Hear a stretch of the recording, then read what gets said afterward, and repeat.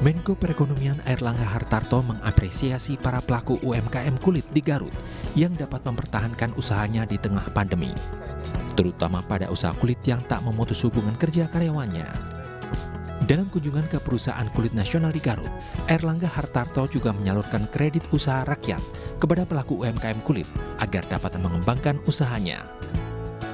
Ada beberapa pengusaha UMKM tadi secara simbolis diberikan bantuan sebesar 500 juta dari Bank BNI, dan secara on the spot juga tadi ada tambahan sekitar 3 pengusaha UMKM yang omsetnya antara 500 sampai 300 juta per bulan, dan alhamdulillah mereka tidak dalam pandemi Covid mereka tidak mem-PHK karyawan, dan oleh karena itu tadi diberikan tambahan kredit. Ketua Umum Partai Golkar ini juga meminta pemerintah daerah mendorong UMKM di Garut agar bisa mengakses kredit usaha rakyat. Dari Garut, Jawa Barat, Iis Solihin, iNews melaporkan. Pemirsa, hari ketiga Lebaran, Presiden Jokowi bersama keempat cucunya melepaskan ratusan ekor burung di depan Istana Kepresidenan Gedung Agung Yogyakarta. Momen tersebut juga menjadi perhatian wisatawan.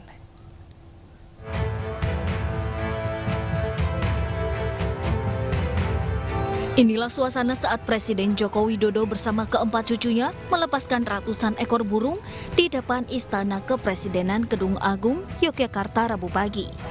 Burung-burung yang dilepaskan tersebut adalah burung kutilang, perkutut, dan merpati yang berjumlah 250 ekor. Momen Presiden dan cucu melepaskan berbagai jenis burung ini menjadi perhatian warga maupun wisatawan yang ada di depan Gedung Agung. Mereka langsung mengabadikannya menggunakan kamera ponsel. Para wisatawan juga mengaku senang untuk pertama kalinya dapat melihat secara langsung Presiden Jokowi bersama cucu-cucunya. Bisa lebih dekat lagi, terus bisa lihat lebih jelas Pak Jokowinya sama cucu-cucunya. Tadi melihat Pak Jokowi gimana, Bu? Senang nggak, Bu? Karena kan Sementara itu, usai berlebaran di Yogyakarta, hari ini Presiden Jokowi dikabarkan bertolak ke Bali. Dari Yogyakarta, Gunanto Farhan, iNews melaporkan. Penyeberangan perahu rakit penghubung antar provinsi di Kabupaten Pangandaran, Jawa Barat menjadi salah satu alternatif warga untuk bersilaturahmi saat momen Lebaran. Selain memangkas waktu juga jarak, ongkos menggunakan jasa penyeberangan perahu rakit ini terbilang murah.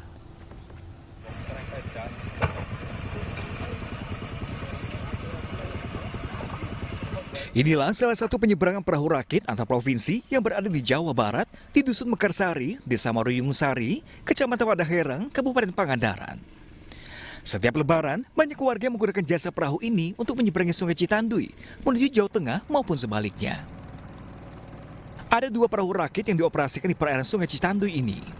Di hari kedua Lebaran, banyak warga dari wilayah Jawa Barat juga Jawa Tengah yang mengantri menyeberang untuk bersilaturahmi.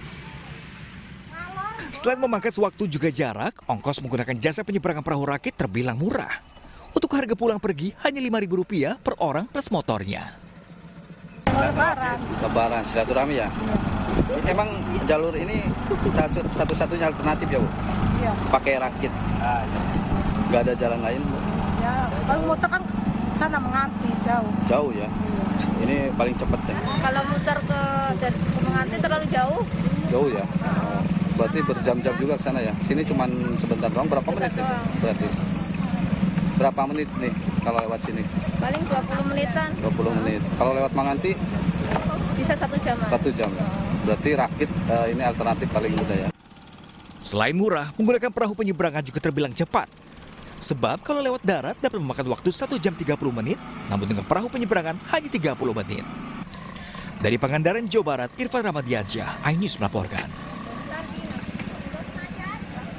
Pemirsa, wisatawan juga memadati pantai Kuta Bali. Sementara itu ribuan pengunjung menyerbu pantai Karangsong, Indramayu, Jawa Barat.